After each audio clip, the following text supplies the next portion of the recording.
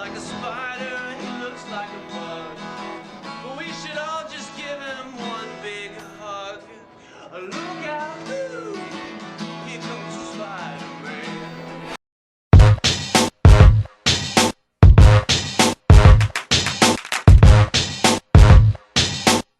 Hello everyone and welcome back to special video episode. This will be episode 3. I know that the last 2 videos were Power Rangers, but this time it's not, for now. With Spider-Man No Way Home hitting theaters December 17, 2021, I figured I will talk about the 7 live action Spider-Man films that has been out for over 19 years. And it will be split up into 3 parts. The first part will be the original trilogy by Sam Raimi. The second part will be the Amazing Spider-Man films. Then after that will be the first 2 Tom Holland films, Spider-Man Homecoming and Spider-Man Far From Home. As far as the length of the videos, these videos might be the longest videos I have ever recorded. So please bear with me. Please don't check out because I have a lot to say. So without further ado, let's get into the Sam Raimi Spider-Man trilogy. I can recall the time before when I got to see the first Spider-Man movie. Remember when we didn't actually know movies were coming out until the trailer came out in theaters or we saw the TV spot. There were no spoilers, plot leaks, leaked set photos, none of that. But proactive as I was and was bored on the internet at the library trying to download Dragon Ball Z episodes. I remember when yahoo.com was a place to go. Games, chat rooms, and news. But I found a section of up-and-coming movies and went all the way up until 2011, I want to say. But anyway, that's when I found out about the X-Men coming to theaters and also Spider-Man. My family thought I was lying until the trailer came out. I want to talk about the Sam Raimi Spider-Man trilogy as a whole. From each movie, instead of doing several videos, I want to do it all in one video. Hopefully this will be out in time before Spider-Man No Way Home. I went to see the first Spider-Man movie in my hometown of Bainbridge, Georgia, back when they still had a movie theater. I was sitting in the middle and some hoods from school paid to see the movie, but walked out before the movie even started saying Spider-Man is for kids, and they regret it to this day. Trust me. I really liked the movie. It was different from every superhero movie that came before it. When my brother saw it for the first time, he really thought he was Spider-Man for like 4 years. That wasn't until Smallville. Anyway, Spider-Man came out on May 3rd, 2002 with a budget of $139 million and the box office return was $821 million. It was the first film to reach millions in a single weekend, setting the tone for summer blockbusters in the superhero genre. After the success of Spider-Man, there were 2 sequels, Spider-Man 2 and Spider-Man 3. Spider-Man 2 was released on June 30th, 2004 with a budget of $200 million and a box office of $789 million. Spider-Man 3 was released on May 4th, 2007 with a budget of $258 to $350 million with a box office of almost $900 million. The cast stars the legendary Tobey McGuire, James Franco, Kristen Dunst, William Dafoe, and J.K. Simmons. In the sequels, cast members were added with Alfred Molina, Thomas Hayden Church, and Topher Grace. My favorite out of the 3 is the original for obvious reasons, but we will talk about that later. First, I will go over the story of each movie and then I will give my thoughts on each movie and the character analysis. So without further ado, let's get into the special video episode, Spider-Man, the original trilogy. The first movie begins with narration from Peter Parker while chasing down a school bus, begging to get on. You should hear how depressed he sounded when he revealed how high he looks. I understand that being bullied comes with each superhero origin story, but the bus driver taking part of the bullying is asinine. He attends a high school field trip at Columbia University. He meets up with his best friend Harry Osborn as he's getting dropped off by his father Norman Osborn, much to Harry's dismay about being dropped off. Norman gets onto him on how ungrateful he's being after being kicked out of every private school that Harry attended. During the field trip, now that I noticed that they were explaining the species of spiders, they were not subtly explaining the powers that Peter will inherit. So while Peter is trying to make his move on the love of his life, Mary Jane Watson, by taking her picture for the school paper, he is bitten by a genetically engineered super spider. Later that day, we meet Peter's Aunt May and Uncle Ben. Uncle Ben was an electrician but was laid off after 35 years. Peter comes home and went straight to bed as his mutation began. Meanwhile, Norman tests a human enhancer on himself due to a possible takeover of his company, Oscorp. The test goes wrong and it changes Norman, and he is seen killing his fellow scientists. The next day, Peter wakes up with person's eyesight and six-pack abs. He goes to school and his powers start to show as he saves Mary Jane from a slip and fall. Fun fact, that single shot took 156 takes in 16 hours. God damn! Tobey McGuire had his hands glued to the lunch tray, as well as the food was glued together. However, it was still up to Tobey to pull it off. Anyway, Peter gets his second power with organic webbing coming out his wrist and loses control and accidentally hitting the popular bully, Flash Thompson. Flash and his friends try to beat up Peter, but he easily beats them. He leaves school and he learns more about what's happening to him. He can climb walls and leap tall buildings. He will try to swing on his webs, but fails. Later that night, he talks with Mary Jane for the first time after she goes outside from her abusive father. When Peter sees Mary Jane get into Flash's car, he gets an idea to have a car by joining a wrestling match. As Peter heads out to the wrestling match, Uncle Ben gives him a ride due to Peter acting differently lately. They both have an argument and Peter cuts deep saying that Uncle Ben is not his father. I could tell how hurt Uncle Ben was when Peter said that. Peter wins the match, but the fighter promoter cheated him out of the money he was supposed to win. He did get a sense of retribution when the promoter got robbed, not knowing this will haunt him for the rest of his life. The night Uncle Ben was killed, Peter goes after him using his webs to swing around for the city for the first time. Peter finds the murderer of Uncle Ben, but to his horror it was the guy that robbed the fight promoter. Peter froze up and the murderer was going to kill Peter until he's stopped by Peter breaking the murderer's arm and he falls to his death. Outside a military testing site, Norman as the Green Goblin kills his competition. Sometime later, Peter and his classmates graduate high school. Mary Jane breaks up with Flash, giving him his ring back. I guess they were supposed to get married after high school, but I take it was something happened off screen. Don't know, don't care. Norman congratulates Peter and Harry as he secured an apartment in the city for them for the fall. Peter remembers the words of his Uncle Ben, with great power comes great responsibility. So the next few months, Peter uses his powers to help people, even catching the eye of Daily Bugle ran by J. Jonah Jameson that thinks he's a menace. So he's going to make Spider-Man infamous to sell his papers. Peter started to sell pictures of Spider-Man to the Daily Bugle as a freelancer, but I don't know why they don't question him how he gets certain shots of Spider-Man. Anyway, Peter catches up with Mary Jane and finds out that she's in between acting gigs and being a waitress. It is revealed that her and Harry are dating, much to Peter's disappointment. During a board meeting, the board wants Norman out and expects his resignation in 30 days. During an event, the Green Goblin attacks and kills the board members. Spider-Man shows up and stops the Green Goblin for now. He saves Mary Jane, but instead of him just landing her on the ground safely, he takes her all out the way just to be dramatic. And since that time, she started to fall for Spider-Man. Peter catches up with Mary Jane again and she goes off in a dark alley and was almost mugged until Peter saves her. Mary Jane then kisses him for saving her. The Green Goblin tries to get information from Jameson on who takes the picture of Spider-Man, but then Peter shows up. Green Goblin uses knockout gas and temporarily paralyzed Peter and tried to offer a team up, but Peter says no. During the fight, Peter saves everyone in the building, but is tricked by the Green Goblin impersonating Innocent. They both fight, but Peter gets away. Thanksgiving dinner was held at Peter and Harry's apartment with Aunt May, Mary Jane, Harry, and Norman and Peter. Norman figures out Peter is Spider-Man as he sees a cut on his arm and he leaves immediately, but not before he called Mary Jane a gold digger. That night, the Goblin sends a message by attacking Aunt May, alarming Peter. While in the hospital, Peter smoothly tells Mary Jane how he feels about her, and then Harry comes in and sees them both together. Harry goes back home and admits to Norman that he was right about Mary Jane, as she was in love with Peter. Peter talks with Aunt May, and she revealed that everybody knows that he loves Mary Jane for the moment he saw her. This alarms Peter again and he goes to call Mary Jane to warn her, but the Green Goblin had already got to her. At the Brooklyn Bridge, Peter meets Green Goblin and he manages to save Mary Jane and some kids. Peter is blindsided by the Green Goblin, taking Peter to an abandoned hospital and beats him brutally until Peter manages to summon the strength to fight back after Green Goblin threatens to kill Mary Jane. He defeats Green Goblin and reveals to be Norman, much to Peter's surprise. Norman tried to distract Peter by trying to impale Peter with his glider, but with his spider sense he evades and it impales Norman, and he begs Peter not to tell Harry as he dies.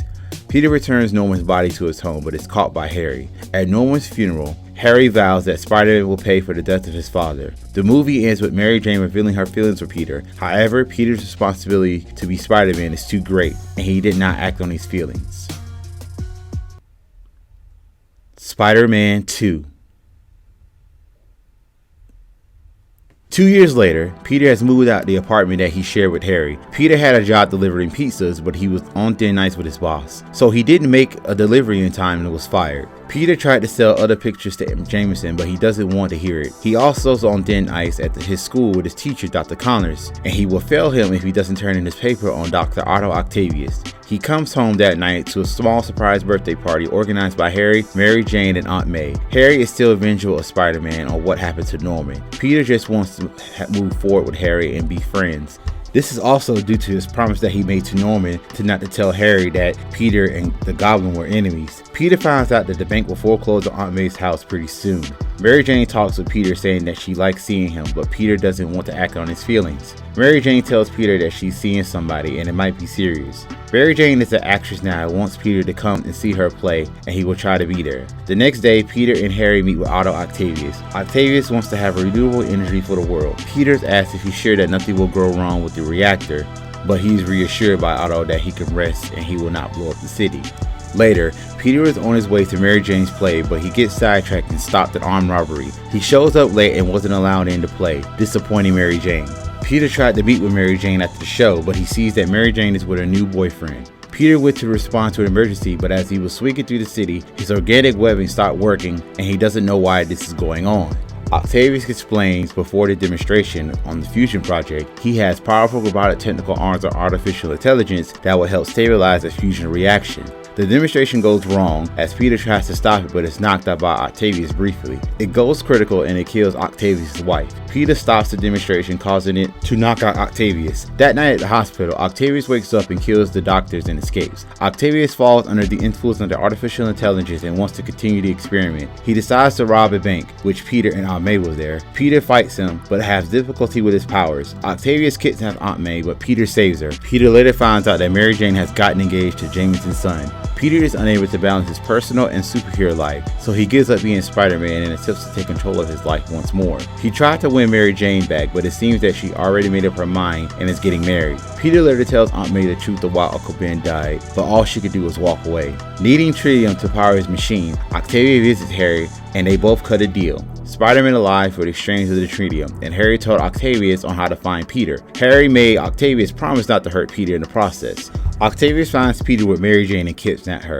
Peter regains his powers to confront Octavius. The two battle it out until Octavius endangers innocent lives via subway train. Peter stops it, but it takes a toll on his body and easily knocked out by Octavius. He brings Peter to Harry and he unmasks Peter. Peter gets the information from Harry on where Octavius has Mary Jane. Peter goes in and tries to rescue Mary Jane covertly, but he is caught by Octavius. Peter battles Octavius, finally defeating him and helped him overcome the artificial intelligence that was controlling him and managed to drown the experiment, killing Octavius in the process. Peter's identity as Spider-Man was revealed to Mary Jane, and she now knows why they can't be together, because Spider-Man will always have enemies and he can't afford to have Mary Jane take the risk. Meanwhile, Harry sees visions of his father and wants him to avenge him, but he doesn't agree at first until he finds the room where Norman kept his prototype Green Goblin gear. On her wedding day, she runs out and finds Peter, and she wants to take that risk on being Spider-Man's girlfriend. The movie ends with the two kissing, and Peter was called away to go help people in need while Mary Jane watches him leave. Spider-Man 3. 1 year later, Peter's reputation as Spider-Man has improved. The people accepted him as their hero. His time management skills have gotten better, and he gets to school on time, and he's at the top of his class. But he's still being bullied by guys that look like they're supposed to be bullied more. Anyway, Peter attends Mary Jane's play front row, but unbeknownst to Peter, Harry was watching Peter from above. After the play, Peter tries to clear the air with Harry, but he doesn't want to hear it. I don't know why they waited a whole year to have this conversation. I understand for the audience's sake, but there could have been a scene after the battle with Octavius with the two having a conversation about what happened. More on that later. That night, Harry takes the performance enhancers that once made Norman the Green Goblin. You see, I don't know why he waited a year to do that, but probably an audience thing. Meanwhile, Peter and Mary Jane were enjoying some alone time until an alien substance touches down onto Peter's scooter. We are introduced to Flint Marko as he escapes prison and goes to visit his sick daughter. Peter goes and visits Aunt May late at night to tell her that he's going to ask MJ to marry him. Aunt May tells Peter how Uncle Ben proposed, and it would have been 50 years since they've been married. She gives Peter her ring and tells Peter to make it a special one as he proposed. As Peter was riding his scooter, Harry ambushes him and a long-awaited fight between the two began, and now he chooses to tell Harry on what really happened to Norman, but Harry doesn't want to hear that shit right now. Peter gains the upper hand and uses his webs and clothesline Harry, knocking him out. Peter promptly takes him to the hospital. Meanwhile, Flint was cornered by the police, and he gets caught with an experimental procedure with sand, and it mutated his body, transforming it into sand. Back at the hospital, Harry suffers from short-term memory loss and doesn't remember what happened, nor he remembers his beef with Peter. Peter, being a dick, goes along with it and also decides not to tell Mary Jane. Speaking of Mary Jane, she's torn up about the review of her play, but Peter tried to console her and relate how she's feeling, but she doesn't want to hear it. Peter is called away to a crane accident and saved one of his classmates, Gwen Stacy. After the save, her boyfriend, Eddie Brock, is the new freelance photographer that takes pictures of Spider-Man. There's a job opening at the Bugle, and Jameson wants a photo of Spider-Man proving that he's a criminal, and whoever gets it has the job. Peter visits Harry to see how he's doing, and it seems that even though his memory is gone, he still retained his powers. Mary Jane loses her Broadway job while Peter is to receive the key to the city. Peter swings in and he's get a little too excited and had Gwen to kiss him, much to Mary Jane's discomfort. Marco attempts to rob an armored car, but Peter thwarts it, but Marco gets away. That night, Mary Jane confronts Peter why he kissed Gwen, and the way he did it ruined the proposal that Peter had planned. Peter and Aunt May were called into the police station and was informed that the guy who supposedly killed Uncle Ben was only the accomplice, and it was Flint Marco that killed Uncle Ben. Later that night, Peter waits patiently and listens to the radio scanner to hear if Marco turns up. Mary Jane wants to help him, but Peter assures that he doesn't need help. Peter gets tired and falls asleep, and the alien substance from earlier in the movie takes over Peter's body, giving him a new black suit, and Peter seems to take a liking to it. Peter hears his police scanner and Marco turns up. Peter takes his black suit, and right before he fights Marco, Peter destroys Eddie's camera. But Eddie takes out another camera and comes up with something sneaky. Peter fights Marco and subsequently killed him. Peter noticed that the suit doesn't feel right and he locks it away. Peter tells Aunt May that the news about Marco, but she's warning him that revenge can and will turn you into something ugly. Still upset, Mary Jane visits Harry and they both share a kiss, and she storms off. Harry starts to remember and goes after Mary Jane and instructs her to break up with Peter if she wants Peter to live. Peter later meets with Harry and finds out that Mary Jane lost her job and only told Harry. Kind of a callback to the first movie when Mary Jane told Peter not to tell Harry. Harry then tells Peter that they are in love. Peter storms off and he looks back at Harry and figures out that he remembers everything. Peter gets the black suit and confronts Harry and the two fight. The fight was pretty one-sided and Peter beats Harry by using one of his goblin bombs against him. Peter then confronts Eddie due to him taking a fake photo of Spider-Man stealing. He gets Eddie fired and Peter gets the staff job. Time has passed and Peter takes Gwen to Mary Jane's job and embarrasses both of them. Realizing that the suit is making him not himself, he gets rid of it at a church bell, while Eddie was there asking God to kill Peter. Eddie finds out Peter is Spider-Man as the black suit takes over Eddie. Peter talks with Aunt May and tries to give the ring back, but she says that to keep it for whenever you are ready. Marco survives and tries to confront Spider-Man, but it wasn't. It was Eddie. Eddie enlists Marco to help kills Peter and kicks at Mary Jane. Peter sees this on the news and tries to get Harry's help, but he wants nothing to do with Peter. His butler finally revealed the truth about what happened to Norman. Peter goes to save Mary Jane, but is outmatched by Eddie and Marco. Then Harry shows up in the nick of time. Peter saves Mary Jane in time before she fell. They defeat Marco and only had Eddie to deal with, but he was more than a match for the both of them. He had Peter tied up and was about to kill him with Harry's glider, but Harry jumped in the way and was impaled. Peter managed to break free and used the same method to get the suit off of Eddie. Peter takes one of Eddie's goblin bombs and throws it at the suit. Eddie tried to retake the suit but blows up with it. Marco reveals to Peter what happened with Uncle Ben and it was the accident, and Peter forgives him. Peter and Harry reconcile before he dies in Mary Jane's arms. The movie ends with Peter and Mary Jane somewhat rekindling their relationship.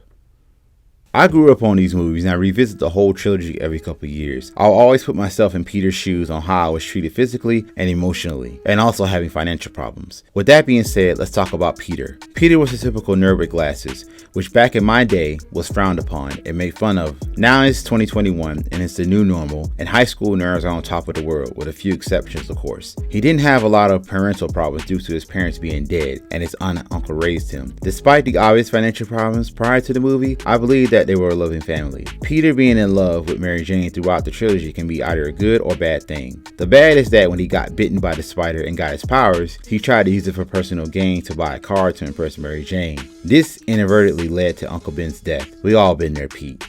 We all been there. We would do any and everything to get noticed by the girl of our dreams, and it can and will have dire consequences. The good is that when threatened by enemies to kill or hurt Mary Jane, Peter summons the inner strength to save the one he cares for. At the end of the first movie, Peter takes the full path of the hero and not to act on his feelings in Mary Jane because the risk is too great. I feel it's kind of reaching because you can still be the hero you need to be and also have a happy life. Peter using his Uncle Ben as a catalyst on why he can't be happy and be the hero due to him feeling guilty on why Uncle Ben died in the first place. My opinion is that even though with great power comes great responsibility, there's no stipulation that you cannot be happy in your life. But I get he morally had to do it so he can focus more on being a hero. And Spider-Man 2, Peter was treated horribly. When I mean horribly, horribly. By Mary Jane, by Aunt May, and by Harry. And by his bosses around him. This greatly affected his powers, and maybe he thought it was time to move on, but the call to be the hero was too great. Like I said before, once his loved one was threatened, he summoned the strength to get his powers back, and he was able to save the day from Otto Octavius from destroying the city. When Peter's secret was revealed to Harry, Harry was conflicted because all he thought with the past 2 years was to kill Spider-Man and make him pay for his father's death.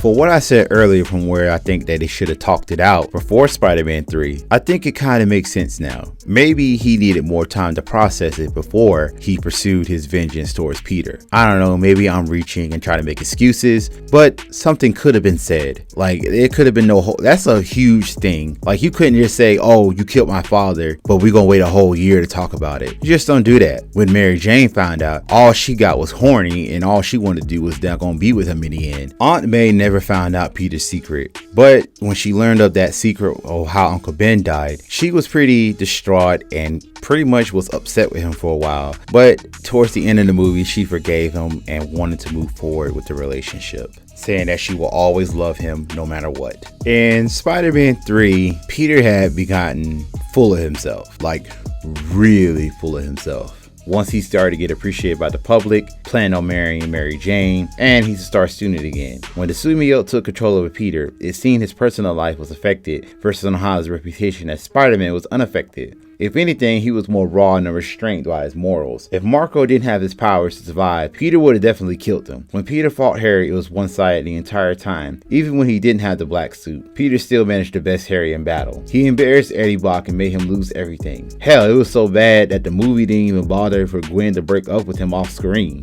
But by the end, he knew it wasn't right. Once he harmed Mary Jane, it was time for him to get rid of it. By the end of the fight between Eddie and Marco, Peter managed to forgive Marco for what happened to Uncle Ben. When Harry died, Peter managed to reconcile with him and remember him as his best friend. In the end of the trilogy, Peter and Mary Jane somewhat got back together, but I highly doubt it that they will be the same after this. Because in certain relationships, for example, if you and your partner get into an argument and y'all say some hurtful things that will cut deep into their feelings, then you automatically make up the next day without addressing what was said, can cause serious damage to the relationship, and it could end without either of you knowing. So I hope that they talked it out, but I will get into more on that in a bit. Mary Jane was the girl next door, the popular one, the one that wants to be an actress and singer at the high school. Her mother was always sick and her father was always mentally abusing her, for what we see in the film, and a narcissist who guilted her into borrowing money in the second film, and that was the last you heard from the guy. She was, if not always, with the guy in the trilogy. At the beginning of the first movie, she was with Flash Thompson. When they graduated high school, she broke it off with Flash and moved on to go live out her dream. But when Peter catches up with her, she was waiting tables and being constantly berated by her boss, much to her embarrassment. She reveals that her and Harry are going out, but as the movie goes on, she asks if she really doesn't like him like that. Like she was always using Harry to pass the time. When Spider-Man saved her for the first time, it was then we see her interest wane from Harry even more, as far as hanging up in his face. But she still goes out with him up to Thanksgiving when Norman talked down on her. She tells Peter that she's in love with Spider-Man, and Peter was shocked but kept it cool to entertain her. At the end of the first movie, she breaks up with Harry and reveals her feelings for Peter, but he rejects her. 2 years later, she still pines over Peter even though she was seeing someone else. You know how selfish she's being? It's one thing with Harry, but with Jameson's son, a whole wedding was put together. Thousands of dollars were spent. Guests were invited, and you waited until the day of the wedding to go through with it, and you didn't have the DC to call it off. And you had numerous of times. Even when Peter lost his powers temporarily and wanted to pick things up where you left off, you play this game, you act like you're teaching him a lesson. You accepted the proposal out of spite to hurt Peter, even if it meant getting into the facade of a marriage. You would eventually either A, cheat on Jameson with Peter anyway, or B, end the marriage and you will get no kind of alimony, because I bet Jameson would have made you sign a prenup anyway. I can go on how Mary Jane could have broke it off and got with Peter and saved a whole lot of time, but okay, one more. After Peter saves her from Otto and she found out he's Spider-Man, she could have said, why don't you let me take that risk? She could have broke it off with Jameson right there, despite how much drama it would have caused. When things started to happen for Peter and your career started to go downhill due to your awful singing, lady, This is the new millennial, not the 1940s during the LA Noir times. By the way, I love those times. Being a detective in a black and white setting while narrating to myself while solving crimes is one of my favorite pastimes that I would love to visit if I were able to time travel. Anyway, she was extremely jealous of Peter and his celebrity status as Spider-Man. Jesus, you couldn't just be a little happy on your forever tormented boyfriend on finally getting the respect and recognition that he deserves? I understand that when Peter had Gwen kissed him, the way that y'all first kissed was beyond disrespectful and Peter needed to be checked for that. But I bet you would have been less mad at him once he proposed to you. Then you go out of your way and go see Harry in spite of the one person that totally understands what you're going through, and then you kissed him. Yeah, you initiate that kiss. I saw the goddamn movie. You probably did it to get even with Peter, which is worse on your part. Then you were made to break up with Peter for his safety. You didn't even bother to check up on him afterwards. And look how you dress. Look how you dress, woman. You're supposed to be in your early 20s. You're just like someone who's dressed to be a middle-aged social worker, and not a very good one at that. Mary Jane Watson is a selfish, trifling, and a terrible girlfriend that deserves to be alone. Why would Peter take you back after what you did? I used to like her growing up, the character by the way, but as time goes by, I get older, and a couple heartbreaks later, I just look at Mary Jane in these movies with dread and disgust. Harry just wanted his father's love, but it was mainly given to Peter, even though Peter didn't ask for it. When he got with Mary Jane, it was to undermine Peter, to show him that you may have my father's love, but I got Mary Jane. And she didn't even like him like that. Completely friend zone. This man couldn't even take the hint when she was pining for Peter, even though he didn't even know it at the time. It broke his heart when he saw them two together and inadvertently sent Norman on both of them. I felt like the whole running gag of that movie was, yes, I said running gag, of the first movie was don't tell Harry. I'm like, why not? 2 years later, Harry has his eyes set on vengeance for Spider-Man and wants Peter to tell him who he is. He even got so drunk one night he slapped and embarrassed Peter. Now that I think about it, it wasn't so bad due to him getting his ass whooped by Peter, but I'm getting ahead of myself. Harry buried himself in his work and took his father's company on a whole nother level, funding Octavius' project with Trinium to create renewable energy for the world. But when things went sideways and Octavius fell for the influence of his AI, Harry's company was ruined and had more time to focus on killing Spider-Man. He succeeds and does the same thing from the first movie and put Peter and Mary Jane in danger just to get to Spider-Man, and finds out that the man he was hunting was his best friend. Like I said before, I don't know why they both didn't talk it out and for Peter to explain things, but waited a whole year to. Not that there was much talking. They fought twice and Harry didn't win it all. When he lost his memory, I don't know who told James Franco to make them faces to show his short-term memory loss, but it's creepy and it gives off retard rapey vibes. He was just doing it over and over again until he got his memory back, and I thank the Lord for it. He did it one more time, though, when he was taunting Peter. I just think they did that to piss me off. When they fought again, I was like, now why in the hell are they fighting over this awful, singing, non-dancing, flat-ass, trifling bitch, to where there was fine-ass Gwen Stacy, despite her not having a huge role into this movie. When Peter came to his senses and got rid of the suit and wanted Harry's help to save Mary Jane, I know he was embarrassed when he was looking like an orc hybrid from the Lord of the Rings. I'd be mad too. Even when his butler told him the truth, I didn't know why Harry didn't either kill him or fired him for keeping that from him for years. You seen Harry going a downward spiral in the session of killing Spider-Man and you was gonna let him. What made you say something after 3 whole years? You sure the butler is not a villain that wanted to inherit the Osborn estate? Sadly, Harry met the same end as his father, being impaled by his own glider. Even though he managed to reconcile with Peter and Mary Jane, it was too late. All those secrets and lies tore their relationship apart. The villains are pretty straightforward. Norman becoming the Green Goblin was a complete accident and killing his fellow scientists. His company was going under and they completely wanted to throw him out on his ass with nothing. In my opinion, he had every right to kill them because he sat there and begged them not to do it, shouting on how much he sacrificed. However, once he killed the competition and his fellow board members, there was no reason for him to be the Green Goblin anymore. Did anyone notice that? He could have retired and lived his life with his company. I guess he wanted more and tried to rule New York City, but Peter was just starting out as Spider-Man. He wasn't actively looking for you. Hell, I don't think he went out his way to look for any of his villains except for maybe Marco. Norman met his end when he tried to use Peter's morality and how he treated him like a son didn't work. He still managed to get his last words in the saying, "Don't tell Harry." I guess he wanted to have Harry remember how he was before he became the Green Goblin. But was there a difference between Norman before and after?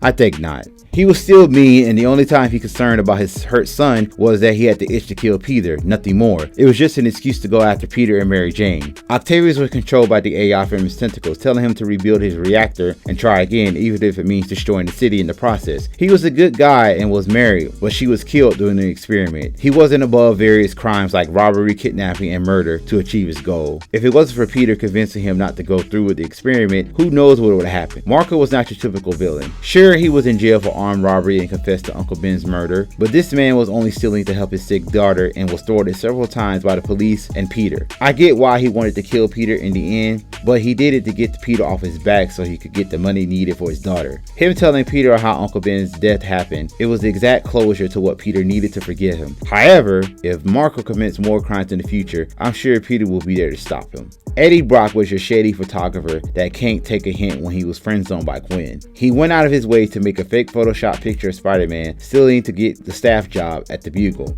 If it wasn't for Peter and that black suit, Eddie would have gotten away with it. Eddie was so depressed that he actually wanted God to kill Peter. When he got taken over by the suit, all he wanted was to kill Peter for embarrassing him. The actor portraying him, Topher Graves, was the last person I would pick to play one of Spider-Man's deadliest enemies. They could have at least made his voice deeper than what we got. I feel this was the weakest incarnation of Venom because I feel that the way he died was easily with a goblin grenade. Just saying. They could have done better with that. I know that they have 2 Venom movies that are already out and is set to appear in Spider-Man 2 for the PlayStation 5 in 2023, but his origin will be different and it's controlling Harry Osborn. Several other villains are set to return in Spider-Man No Way Home on December 17, 2021. Theories state that most of the villains will be taken from the universe prior to their deaths. However, Octavius knows who Peter is, so he is pulled from his universe after he died and is still being controlled by the AI. So I wonder how they would explain this. Regardless of the box office revenue of Spider-Man 3, there were plans for a 4th film with the release date of May 6, 2011. There were a total of 3 villains this time. That was the Lizard, Mysterio, and the Vulture. Concept art was revealed and it shows Peter fighting mentioned villains. Anne Hathaway was going to play Felicia Hardy and her alter ego Black Cat. Peter was supposed to have gotten back with Mary Jane, but he was cheating on her with an unknown woman. This may have been Felicia, but it was never confirmed. Another surprise of the film is that Peter would have revealed his identity to the world, causing major problems in his life. Sadly, we will never get to see that film due to many script revisions that Sam Raimi didn't like, so the film was cancelled. But all hope seemed to have not been lost for Spider-Man in the big screen as we get a rebooted Spider-Man film in 2012. So join us next time as Andrew Garfield takes up the mantle in The Amazing Spider-Man.